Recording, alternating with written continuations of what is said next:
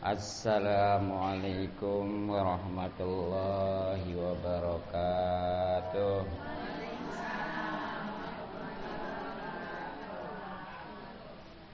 Bismillahirrahmanirrahim. Wassalatu wassalamu ala Rasulillah wa ala alihi wa sahbihi wa mawala. Amma ba'du. Rabbi shrah li sadri, amin, wa yassir li amri wahlul 'uqdatam min lisani yafqahu qawli. Allahumma rizqna fahman nabiyyin wa hifdzal mursalin wa ilhan malaikatil muqarrabin. Allahumma inna nas'aluka ilman nafi'a wa amalan mutaqabbala wa rizqan thayyiban katsiran mubaraka walhamdulillahi rabbil alamin. Jamaah salim, ya mudah-mudahan kita semua selalu dimuliakan dan diberikan taufik serta hidayah atau petunjuk kepada Allah Subhanahu wa taala. Khusus kepada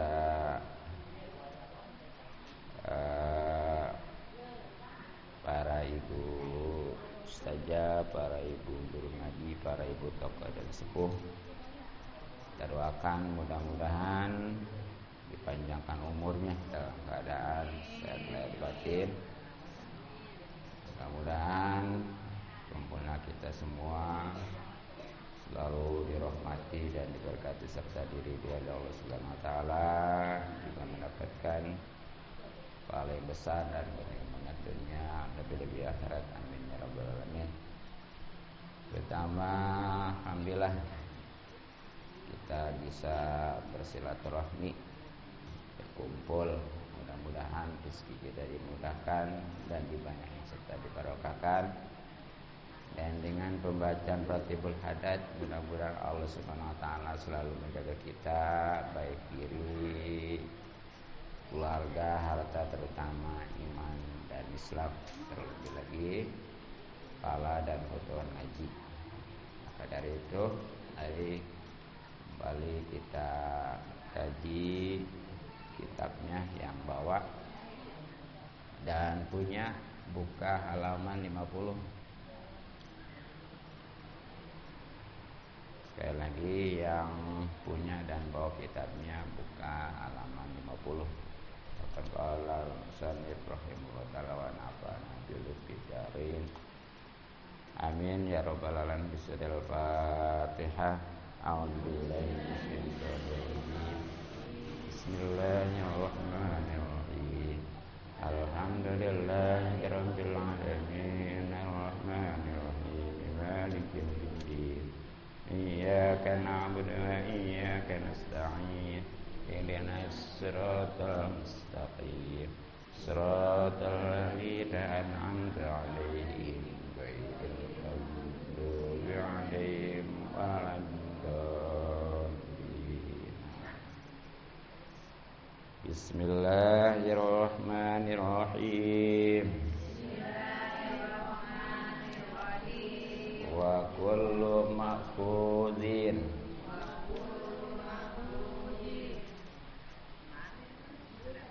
yang sakur anu dicokot bimuamalatin ku amal arromaha anu diharamkeun asyar'u ku sara. Ya segeralah, ya udah dibaca sebenarnya kemarin ya, pada Senin yang lalu, tapi belum dijelaskan. Ini masih tentang maksiat yang berhubungan dengan perut. Pastinya ya yang sifatnya dikonsumsi ya, baik itu makanan atau minuman. Ingat, yang namanya maksiat itu hati-hati. akan menjadi dosa. Dan kalau dosa nantinya akan menjadi siksa. Naudzubillah min dzalik. Makanya harus tahu, mudah-mudahan kita bisa menghindarinya. Nah, jadi di antara maksiat yang berhubungan dengan perut adalah setiap yang diambil atau dihasilkan, baik makanan maupun minuman ya, yang kemudian dimakan atau diminum dengan sebab muamalah. Muamalah itu transaksi, khususnya jual beli, tapi diharamkan oleh syara. Syara itu agama. Nah, kenapa diharamkan? Karena tidak sah jual belinya. Kenapa nggak sah? Karena nggak tahu ilmunya. Makanya ya bukan aja sholat yang harus tahu rukunnya, syaratnya ya. Ternyata di dalam transaksi juga, khususnya jual beli, itu harus tahu ilmunya. Inilah masalah agama sama dunia nggak bisa dipisahkan. Makanya itu di dalam kitab-kitab fikih itu dijelaskan ya tentang jual beli, tentang sewa menyewa, tentang gadai dan lain sebagainya. Makanya harus tahu tuh kalau mau dagang harus ngaji dulu ya. Nah, sementara ini nih perlu diketahui nih, boleh jadi catatan ya, khususnya tentang rukun jual beli nih.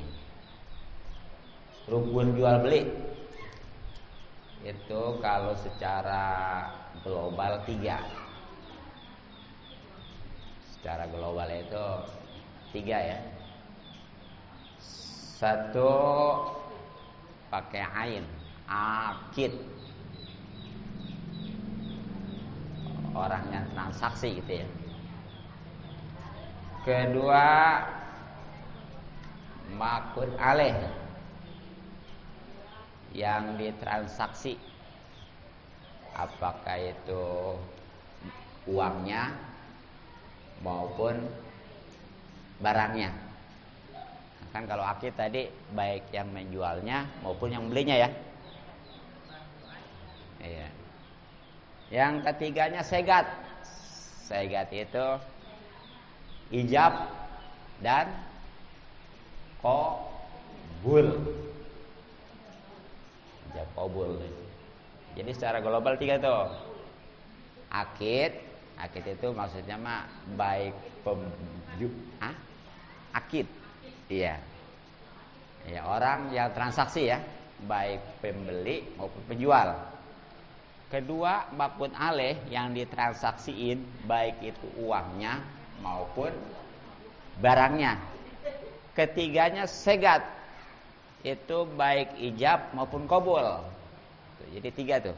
Itu waktu transaksi usaha jual beli harus ada. Nah, makanya kalau secara terperinci itu 6. Jadi kalau secara global 3, secara terperinci 6. 6-nya gimana? Karena tadi akid 2 ya, yang dibeli dan penjual. Terus mapun aleh, barang yang ditransaksi itu juga ada 2. 1 uangnya, keduanya barangnya. Betul. Ketiganya segat juga ada 2. 1 ijab itu dari penjual, betul? Ya. Keduanya qabul itu dari si pembeli. Ya, intinya mah kalau ijab mah gini nih, seperti orang jual pakaian. Saya jual pakaian ini dengan harga 100.000. Kata siapa tuh? Penjual. Nanti kata si pembeli, saya terima membeli ini pakaian dengan harga 100.000. Itu namanya Kalau nikah mah langsung itu sama. Ya. Ya kalau nikah mah ijab mah dari wali ya. Ya. Oh boleh itu dari pengantin. Kalau nikah mah gitu ya. Nah jadi itu udah tahu. Nah nanti setiap itunya ada syarat-syarat ini. Ya khususnya nih tadi kan yang pertama itu akid, yakni penjual dan pembeli ya. Itu syaratnya minimal 3 ya. 1 orangnya kudu udah balik. Penjual maupun pembeli itu kudu udah balik. Kalau belum balik nggak sah. Makanya tuh kalau apalagi barang-barang yang berharga mah ya, itu jangan digampangin. Jangan udahlah anak yang masih kecil suruh beli, jangan ya. Ya kecuali kalau barang-barang yang remeh mudah-mudahan lah. Sebenarnya mah walaupun barang-barang yang remeh juga tuh, yang murah ya, sebenarnya mah baiknya mah kudu yang udah balik. Ya. Terus juga yang kedua syaratnya kudu normal akalnya. Berarti orang gila nggak sah jual belinya. Mau jadi pembeli, mau jadi penjual nggak sah ya. Atau orang gila bagaimana nggak jual juga ya. Iya. Atau pembelinya, atau sama juga. Nah yang ketiganya orangnya nggak dalam rangka itu kalau orang yang banyak utang, terus karena banyakkan utangnya sama kepekaiannya itu namanya itu kalau itu barangnya suka disegel namanya ya. Disegel tadi apa? Nih, pokoknya nih orang punya utangnya banyak nih. Padahal dia orang kaya, tapi utangnya lebih banyak. Apa namanya tuh? Di apa namanya? Enggak kan suka ini yang pemerintah tuh suka ada ini nih. Disita. Iya disita maksudnya benar ya? Iya disita ya. Disita maksudnya. Itu kan dia nggak boleh jual beli itu ya. Itu sama tuh. Jadi orang yang hutangnya lebih banyak dari hartanya itu nggak boleh jual beli itu. Apa sebabnya? Sebab mestinya dia bayar dulu utang. Jangan dia malah ngebeli gitu ya. Kan logikanya gimana? Kadang-kadang gini kan. Ngebeli mah bisa, utang mah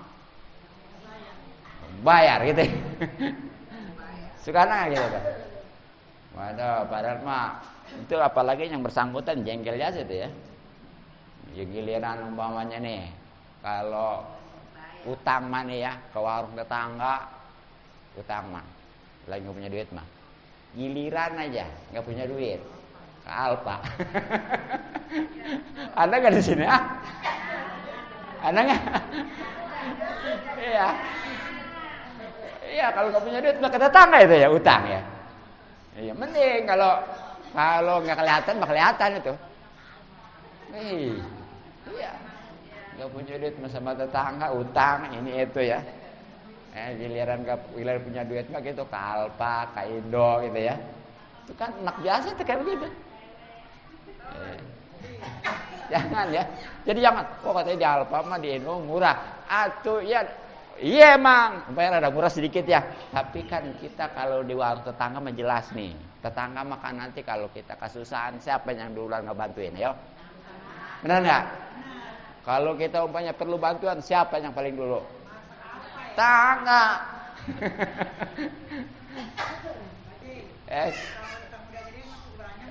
Iya. Terus kalau kayak nama bisa nggak utang? Hah? Seperak pun nggak bisa betul. Nah itu dia. Jadinya mikir pada ya. Iya. Itu ya. Jangan sampai itu utang maka tetangga ya. Iya, giliran punya duit, enggak kan namanya utang mah enggak punya duit ya. Giliran punya duit mah ke Alfa, ke Indo. Mending tuh kalau memang itu rada dibayar sama tetangga. Kagak ini mah. Ayo aja numpuk utang sama tetangga. Itu jangan sampai. Makanya tuh kalau orang yang walaupun kaya nih, emang orang yang biasanya banyak utangnya jangan disangka orang kaya itu. Orang miskin mau utang takut, bener nggak? Jutaan apalagi ratusan juta, bener. Orang kaya mah dianggapnya dia mampu, padahal mah oknum ya. Coba dah, bisa dicek di mana-mana orang yang gede utangnya bukan orang miskin. Ya, orang kaya katanya. Iya, tapi itu kadang-kadang utang nggak dibayar itu. Padahal naudzubillah ya, utang kalau nggak dibayar di dunia, nanti di akhirat bakal ditagih itu. Mending di sana makan nggak ada uang ya. Di sana mah nanti dibayar pakai amal. Kalau kita banyak amal mah rada mending. Itu pun juga kalau lebih banyak mah habis lagi aja ya. Akhirnya dosa orang yang ditimpain. Ini kalau nggak ada amalnya, apa harapannya? Ya baik, ingetin tuh utang, tapi utang mah sebenarnya mendingan gede ya daripada kecil ya. Iya itu dia. Kalau kecil mah kadang-kadang lupa ya. Tuh jadi tuh untuk akidnya baik penjual maupun pembeli itu ya. Jadi satu orangnya kudu udah balik, kedua berarti anak kecil jangan tuh ya. Keduanya akalnya normal berarti orang gila tuh nggak sah. Ketiganya orangnya nggak lagi disita. Nah kalau disita itu nggak boleh dia untuk menjual belikan barangnya ya, gitu.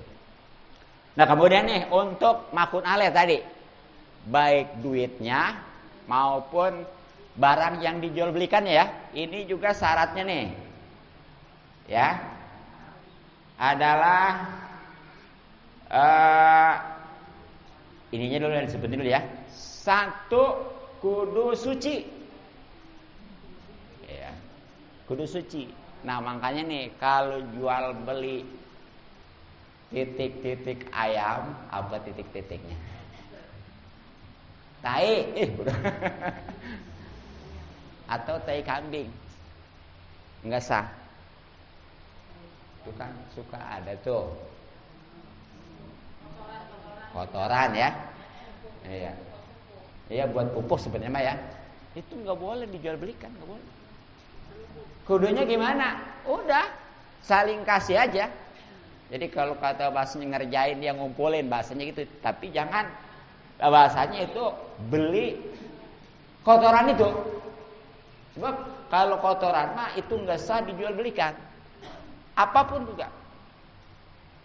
Ya kayak seperti itu yang minyak apa ya, kalau udah ada bukan kotor, najis ya, najis. Nah itu nggak sah dijual belikan. Keduanya nih syaratnya barang yang dijual belikan ya maupun duitnya lah itu kudu manfaat. Manfaat itu berarti bukan alat musik gitu ya. Ya makanya tuh yang namanya jual-jual gitar segala apa itu nggak sah. Alat hiburan nggak sah. Iya. Terus yang ketiganya kudu punya kekuasaan. Kekuasaan ini baik diri punya sendiri maupun orang lain ya. Jadi barang itu punya sendiri atau punya orang lain tapi udah ada kekuasaan. Ada kan itu ya. Nih, tolong beli jualkan gitu ya. Atau tolong belikan itu boleh. Tapi kalau punya orang ataupun nggak ada kewenangan untuk menjual atau membeli nggak sah. Contoh nih. Umpamanya tuh yang suka apa? Orang maling. Maling. Terus hasil ngemaling dijual. Enggak sah. Iya, enggak sah jual belinya. Termasuk yang ngebelinya. Bahasanya apa? Penada ya. Enggak sah tuh. Ya kalau gini ya, gini. Jadi nih dalam jual beli mah ya, nih, ini yang diperhitungkan adalah kenyataan, bukan persangkaan. Kalau ibadah dua ya, satu kenyataan, dua persangkaan nih. Contohnya gini, makanya nih ibadah itu di samping sholat zuhur khususnya ya, di samping dia kudu nyangka bahwa waktu johor udah masuk, juga memang kenyataannya udah masuk sholat johor, waktu sholat johor. Nah bagaimana kalau dia nyangka waktu johor udah masuk, tapi kenyataannya belum johor, nggak sah.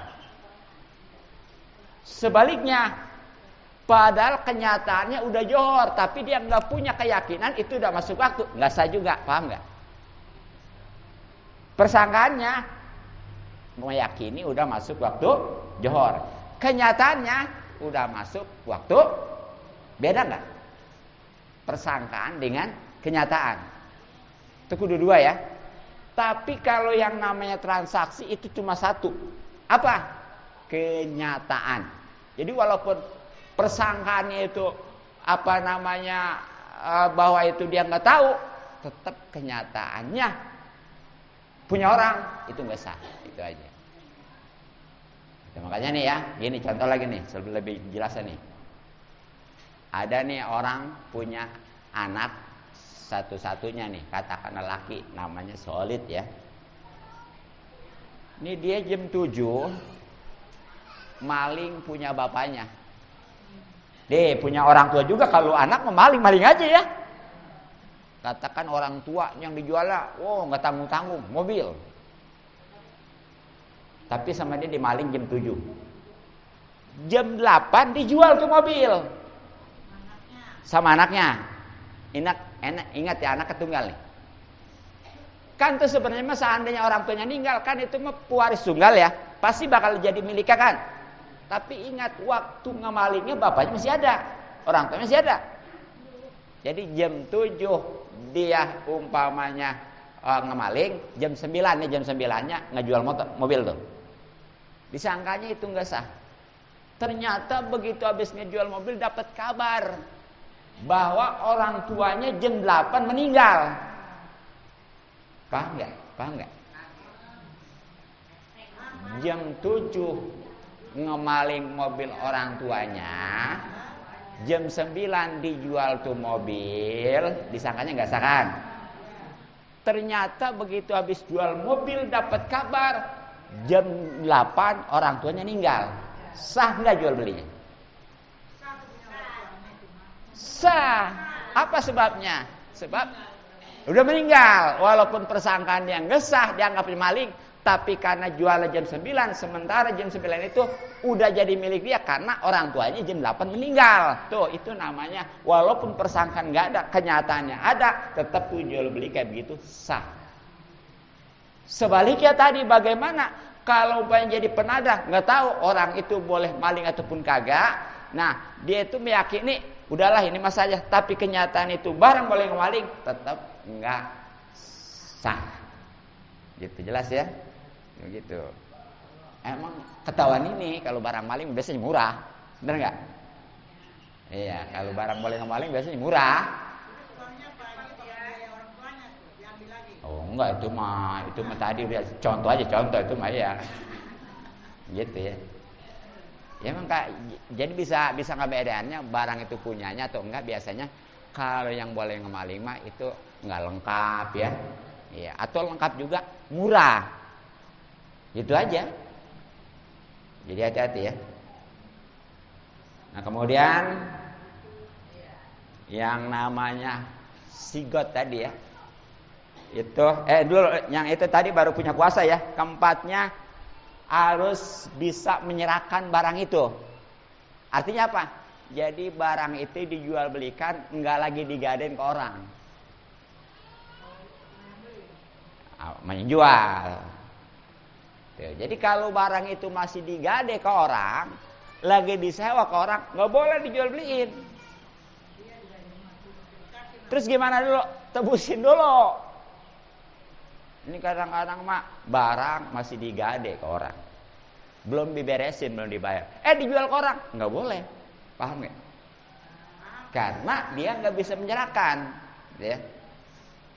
Dan yang kelimanya, ya, ini jual beli itu barangnya harus kelihatan. Jadi jangan beli ikan di mana, ya. Ataupun beli buah-buahan tuh yang Atau beli dulu mah ada namanya ijon, tahu nggak ijon? Jadi ijon begini nih, padi baru keluar ya, ataupun baru nandur, itu udah dibeli. Pastinya kan harganya harga waktu itu ya, tapi diambilnya nanti panen. Itu namanya ijon, nggak boleh. Ataupun bisa juga nih, beli buah, jual buah di pohon. Ini makanya nih kalau kita jualan, iya gitu tuh ya. Tuh di daerah Karawang mah banyak gitu ya. Hah? Iya, hati-hati tuh ya. Tuh baik, jadi jangan, saya mah makanya tuh kalau kita ini jangankan gitu ya, ini udah nyata-nyata buahnya udah tua udah matang ya. Itu kalau diborongin kadang-kadang suka apa? Suka nyesal ya. Apa sebabnya? Anak-anak ini nih. Jadi ini diperkirakan, katakan mangga umpamanya mangga nih ya. 1 kilo mangga itu kalau ini berapa? 5.000 laku sekilo ya. Yang masih di bawah nih, yang ini ya. Kemudian ini oleh tukang buah diborong. Dah sama saya nih umpamanya mudahlah 300.000. 300.000. Ternyata begitu dipetik itu ada 2 kintal. Gimana tuh perasaan? Menekal. Siapa yang menekal? Menekal. Yang punya. Iya gitu ya. Iya kan, mestinya mah kalau 2 kintal itu kan 1 juta ya. Karena tadi sekilo 5.000. Tuh. Enggak bakalan kalau yang namanya tukang dagang mas, sebab dia udah bisa nguji gitu ya. Kebanyakan yang punya pohonnya ini karena nggak tahu dia. Tuh ya. Iya. Makanya kalau saya mah kalau punya pohon itu ya, mau mangga, mau jambu, ya kalau dijual gitu, itu nggak pernah saya mah diborong. Lebih baik saya mah nggak dijual kalau diborong mah, gitu. Jadi kalau di kilo mah, mau banyak mau sedikit ketahuan udah. Jadi nantinya nggak ada yang kecewa, baik pembeli maupun penjual. Kalau si pembeli sih jarang yang kecewa, kebanyakan si penjual yang punya pohon ya. Karena pembeli mah udah tahu, udah bisa nguji. Itu seperti tadi kan gitu ya. Yang mantap kecewa penjual itu yang punya pohon. Ya padahal mah itu harga 1 kilo 5.000 umpamanya buah mangga ya. Kemudian sama dia diborong 300.000 kan. Ternyata begitu dipetik ada 2 kintal. Nah yang kan mestinya itu 1 juta, hanya 300.000 kan mendekal tuh. Itulah makanya ya, kudu ditimbang aja dah itu mah. Gitu. Nah kemudian jadi gitu tuh harus jelas ya. Ya. Nah sekarang syarat segotnya nih. Segot itu tadi ijab qabul ya. Pertama, jangan keselang sama omongan lain. Jadi kudu langsung. Jadi kayak nikah aja tuh. Saya tikahkan kamu dengan Fulana binti Fulan dengan mas kawin sekian kontan. Begitu ini kan langsung ya, saya terimanya nikah gitu ya.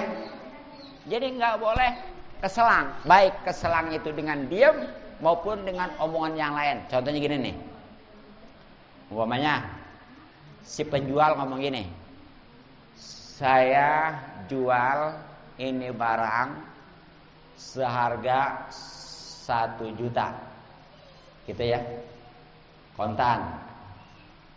Kemudian kata si penjual dia, ya kalau nggak ada mah nggak apa-apa lah, omongan gitu tuh ya. Itu sama si pembeli, saya terima beli barang ini dengan harga 1 juta kontan. Itu keselangan dengan nggak apa-apa tadi itu ya, itu udah keselang, nggak boleh. Ataupun diam nih, nggak buru-buru dijawab sama si pembeli, sama ya, seperti kata si penjual, saya jual barang ini dengan harga 1 juta kontan. Begitu habis ngucap gitu si pembeli nggak langsung saya terima, ngeheleng dulu gitu ya, diam ya. Nah itu juga nggak sah tuh. Kemudian syaratnya ijab qabul itu kudu akur nih antara ijab dan qabul. Contohnya gini, kata si penjual, saya jual barang ini dengan harga 1 juta kontan. Kata si pembeli, saya terima beli barang ini dengan harga 500.000 kontan. Sama nggak? Nggak sama ya. Kata si penjual masih juta, kata si pembeli 500, nggak boleh. Kecuali kalau sebelumnya nawar dulu ya, baru. Jadi kalau udah memang ijab qabul ya, kata si penjual istilahnya 1 juta, kata si pembeli 500.000, itu nggak boleh karena nggak akur, nggak sama ya. Nah, kenapa? Iya. Nah terus yang ketiganya, ini syarat ijab qabul itu ya, sigot itu jangan digantungkan. Maksudnya gimana? Jadi jangan gini nih, kata si penjual ya, saya jual barang ini dengan harga 1 juta kalau sudah datang pokoknya minggu depan gitu ya. Saya jual barang ini dengan harga 1 juta minggu depan. Bagaimana sih? Jual di saat itu tapi digantungkan ke minggu depan. Kata si pembeli ya, saya terima beli barang ini dengan harga 1 juta minggu depan. Enggak sah. Apa sebabnya? Digantungkan dengan minggu depan ya. Nah terus yang keempatnya, syarat ijab qabul jangan jangan diwaktukan gitu ya, jangan dipatasin dengan waktu. Makanya nggak boleh gini nih, kata si penjual, saya jual barang ini 1 juta dibayar kontan tapi hanya sebulan. Bagaimana sih? Itu nggak boleh ya. Jadi yang namanya jual beli termasuk nikah tuh nggak boleh dibatasin waktunya. Apakah itu seminggu, sebulan atau setahun ya, pokoknya udah. Nah itulah ya syarat-syarat ijab qabul ya. Nah bahkan nih nanti ada istilah jual beli yang sifatnya makanan pokok termasuk emas perak nih ya. Nih perhatikan, kalau sesama makan pokok, contoh makan pokok itu makanan beras, gandum, ikan, pokoknya yang sifat makanan aja. Itu kalau satu jenis syaratnya 3. Kalau satu jenis seperti beras sama beras, walaupun yang satu beras cerai, yang satu beras ketan ya, tapi sama-sama beras. Itu syaratnya 3. 1 kudu kontan, yang punya beras ngasih dan yang punya ketan juga ngasih. Keduanya adalah kudu serah terima. Jadi yang punya beras sudah nerima ketan, yang punya ketan sudah nerima beras. Jadi nggak boleh hanya yang punya ketan udah nerima beras, sementara yang punya beras belum nerima ketan ya, nggak boleh. Dan yang ketiga ini nih, kudu sama. Artinya kalau beras 1 liter, ketan juga ada enggaknya kayak begini? Nggak mau ya, karena ketan mahal katanya ya. Nah itu tetap kalau dibedain, umpamanya beras 1 liter, ketan 2 liter, nggak sah. Karena itu masih satu jenis, walaupun penyebutannya beda. Ini mah beras, itu mah ketan. Tapi pada hakikatnya sama-sama beras. Nah bagaimana solusinya? Ya. Jadi solusinya kalau memang nggak mau gitu ya, jadi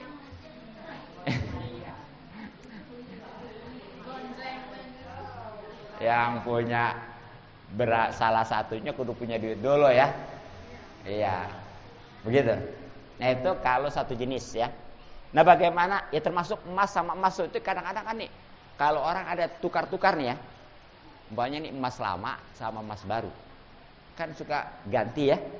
Itu kalau memang sama-sama emas, tetap nggak boleh beda. Kudu sama ya. Ini kadang-kadang nggak jual mau berapa, nggak beli. Kalau dijual memang gitu boleh. Kalau dijual boleh ya. Tapi kalau sama-sama ditukar nih, jadi kita punya emas ini udah lama nih, mau ditukar, pengen yang baru. Itu takarannya ukuran nggak boleh beda. Kalau sama-sama 1 gram, 1 gram. Begitu ya. Nah itu dia, kasih itu lagi aja. Ya, makanya jual dulu. Iya, kalau dijual dulu nggak apa-apa ya. Jadi kalau langsung nggak boleh itu. Iya gitu ya. Iya. Jadi itu ya. Sama tuh tadi. Kudu langsung serah terima, nggak boleh pengen salah satunya aja nerima ya. Terus keduanya juga, ketiganya kudu sama ya. Nah sekarang bagaimana kalau beda nih? Kalau beda jenis, seperti beras sama ikan. Ikan makanan bukan? Makanan. Beras sama apa lagi ya? Nih kalau beli beras, beli ikan dibayar pakai beras, itu syaratnya 2. 1 kudu kontan, keduanya kudu saling serah terimakan. Artinya nggak boleh ditempo. Makanya nih ketika ada orang beli ikan, kan di kampung mana nih, di daerah pertanian terutama ya, kan nggak ada duit tuh. Biasanya dibayar pakai beras. Boleh. Asal kontan, artinya langsung berasnya dikasih. Ya. Berasnya dikasih. Kan katanya beda ini harga ininya, ikan mah 1 kilo, beras mah 3 kilo ya. Kan ikan bandeng punya 30.000 ya. Beras sekilo berapa? 10.000 ya banyak ya. Kan ikan mah 1 kilo, beras mah 3 kilo. Nggak apa-apa karena beda jenis. Asal tadi kudu langsung kontan dan serah terimakan. Jadi nggak boleh gini nih. Banyak ya dah saya beli ikan ya, tapi ntar bayarnya pulangnya. Kalau dibayar pakai duit nggak apa-apa pulangnya. Tapi kalau dibayar pakai beras itu kudu saat itu. Nah, adapun nanti tukang ikannya kalau nitip, ya dan nih saya terima, tapi ini saya takut berat ya, ini barangnya masih banyak nih, saya nitip dulu, boleh begitu. Paham nggak? Jadi jangan kasih pulangnya ya, jangan ya. Itu kalau beda jenis. Itu kajian milih. Sama ya tuh ya, tempe tuh ya, jual tempe. Ya, orang belinya pakai beras. Iya, pasti kan nilainya beda ya. Tapi itu nggak boleh diutang. Iya, ya bukan berarti nggak boleh diutang ya. Emang itu mah aturannya nggak boleh diutang kecuali kalau pakai duit gitu, gitu ya. Itu hati-hati. Ini dalam. Tuh jadi tuh. Semua itu tuh kalau kita nggak tahu asal jual beli aja ya, itu nggak sah. Kalau nggak sah, yang makan dapat barangnya dimakan nggak halal, yang dapat duitnya juga walaupun untung tuh ya dibeliin makanan minuman nggak halal. Itulah yang nanti jadi maksiat perut. Tuh bahkan di kitab sarahnya kitab Sulamun Taufik ini ada ya. Contohnya jual beli yang dilarang oleh agama gini nih. Dia membeli membeli tanaman tapi mensyaratkan si penjualnya kudu nanem. Ataupun beli lawon tapi si penjualnya itu kudu ngejahit. Contohnya ini ya. Kata si A kasih B pastinya. B, saya beli pohon nih ya. Beli pohon nih. tapi tanam ya, nggak sah. Atau kata si A nih, B, saya beli lawon nih, tapi jahitin ya, nggak sah. Jadi kudunya gimana? Kudunya mah udah tanam dulu sama si B, ya, baru dibeli tuh. Jadi udah mencakup tanamannya dan kerjaannya gitu. Iya.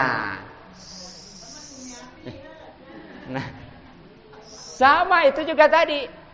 Kudunya mah ya langsung aja. Kata si A, B, nih jahit, nanti jadi berapa duit gitu. Jangan beli lawon dulu, jahitin nih.